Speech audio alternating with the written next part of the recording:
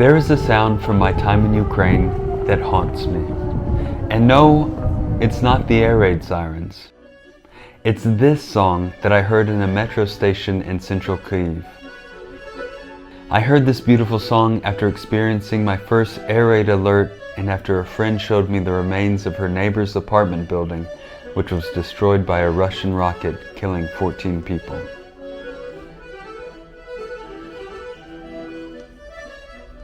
I find this song utterly beautiful, heartbreaking.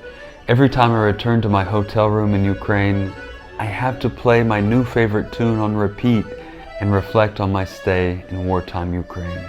Most of all, I think about my friends who live here and who helped me visit this country safely.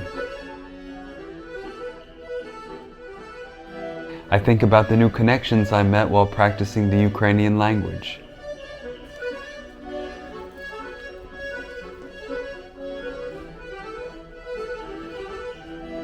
Of course, you can't help but reflect on the pain that all Ukrainians have experienced.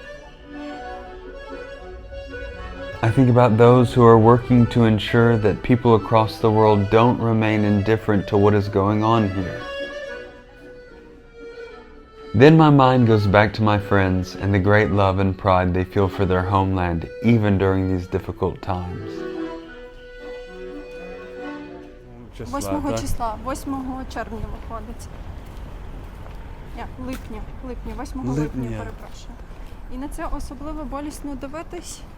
По-перше, тут багато людей загинуло, біля 14, багато дітей. Це якраз той день, коли влучили в Охмадит. І раніше, це звичайний дім, тут жили люди. Ось, я кожного дня, проходила на роботу. Це сприймався як звичайний будинок, а тепер це просто така рана, така біль на це все дивитись. І, ти коли приходиш, ти не можеш просто пройти, не помітив це. Тебе кожного разу це чіпляє. Ось. І раніше, якщо ми можемо зараз подивитись, тут видно горизонт і видно, інші будинки, але до цього, я ніколи не бачила такого виду. І такий вид такої жертви, це жахливо. Ти була вдома цього дня, так? Я не пам'ятаю точно, який цей день був. Це були мої вихідні. Мені здається, це був понеділок. Я в цей день мала взагалі поїхати на Лук'янівку, але я така думаю, якраз на Лук'янівку потрапила також. Наскільки мені відомо, я можу помилятись. Це район, так? Так. Охмадит, він також знаходиться поруч з Лук'янівкою, але я мала бути в цей момент безпосередньо з метро, біля метро. Там також, працювала протиповітряна оборона, туди також летіли ракети. Не там було б мені краще і не тут було краще. Якщо б можна було не переживати досвід всім людям, які в цей момент знаходились в цих місцях, я не знаю, від себе все зробила, але вже нічого не зробиш, на жаль. А ти живеш у цьому? Так, виходить, що зачепило цей будинок і зачепило наш будинок, але я живу в крайньому під'їзді, тому тому мене безпосередньо не зачепили. Нашу сусідку, наприклад, її взагалі відкинуло. Її відкинуло, я так розумію, оцею ударною хвилею. Mm-hmm. Вона, вилетіла з однієї кімнати в коридор. В неї синці, в неї забої. У моєї сусідки вирвало двері. Начебто, ми доволі близько знаходимося, але не дивлячись на те, що наші під'їзди, вони не пошкоджені, зовнішньо, але вибуховою хвилею повибивали сітки, попадали квіти, повибивали комусь двері, люди літали. Люди не мають літати, ви знаєте? Таке. Це так відбулося. Я не пам'ятаю, не так багато було часу в цей день, щоб сховатись, тому що, наскільки мені відомо, це були гіперзвукові ракети. Ось, і виходить, що в цей момент були вдома. Ось, я, може, там кудись збиралася або планувала кудись виходити. І, не було змоги швидко відреагувати навіть на це. Десь кудись побігти. До метро бігти 10 хвилин. Тобто це таке підземний перехід, це найближче. Ти не знаєш, що мені краще, мені залишитись або в приміщенні, або кудись бігти. Але ловити уламки типу під час повітряної тривоги десь на вулиці також не варіант. Тому в той момент найкращим варіантом видавалось просто бути вдома. Але це так. Це типу, як тільки відбувається приліт, ти дезорієнтований, ти не розумієш, де це відбувається. Мені навпаки здалося, що це було типу перед будинком, а це тут виявилось. Це, ну, типу, пил, він вздіймається, це одразу відчуття пилу в роті. Ну, типу, це жахливо, насправді. Привіт, я Андрій Макарченко.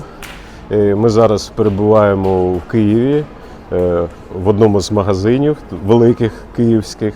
І мені дуже приємно спілкуватися, вести спілкування з моїм другом, я маю надію, Вілом. З якими викликами зараз стикаються українці?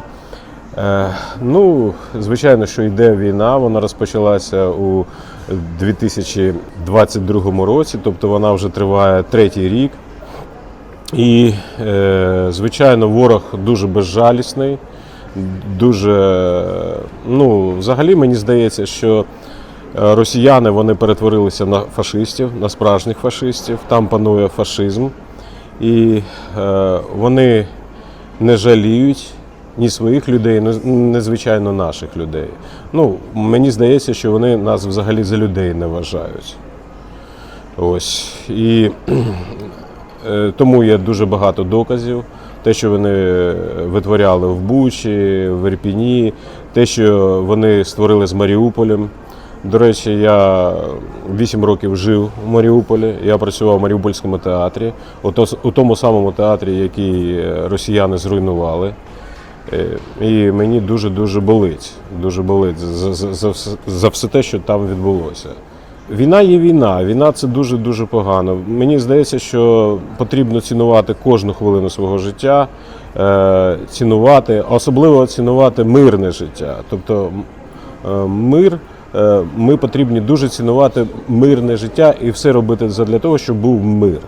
Але, звичайно, з такою проблемою, як Росія, як фашистська Росія, потрібно щось робити. Потрібно щось робити. Домовитися з росіянами ми не зможемо. Ну, уявіть собі, як би ми могли домовитися, скажімо, з фашистською Германією чи з Гітлером. Взагалі, можливо взагалі вести переговори з Гітлером. От Путін – це є сучасний Гітлер, це безперечно. І росіяни – це сучасні фашисти, на жаль. Вони будуть вбивати, якщо їх не зупинити, вони не зупиняться, вони підуть далі. Якщо не буде допомоги Україні, якщо світ проковтне Україну, ну, війну в Україні, то вони підуть далі, вони підуть і в Польщу, вони підуть на країни Балтії обов'язково. Тобто його ціль Путіна – повернути Радянський Союз. І це безглузда ціль, взагалі утопічна ціль, але він саме цього буде прагнути. І потрібно з цим щось робити. Що нам потрібно? Нам потрібна зброя. Перш за все зброя. Дуже багато зброї, сучасної зброї. Тобто, звичайно, ми підписали Будапештський меморандум, ми віддали ядерну зброю. У нас був дуже великий потенціал ядерний, це був другий у світі потенціал.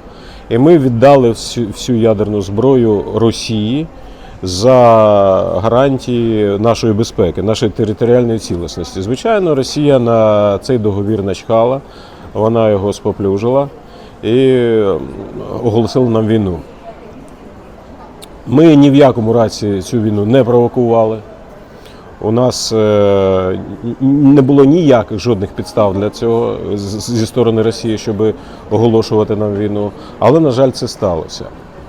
Сталося, знову підкреслюю, тому що Росія перетворилася на фашистську країну зі справжнім диктатором і зі справжніми фашистами. Тобто росіяни – це фашисти. Я знову підкреслюю і буду це підкреслювати.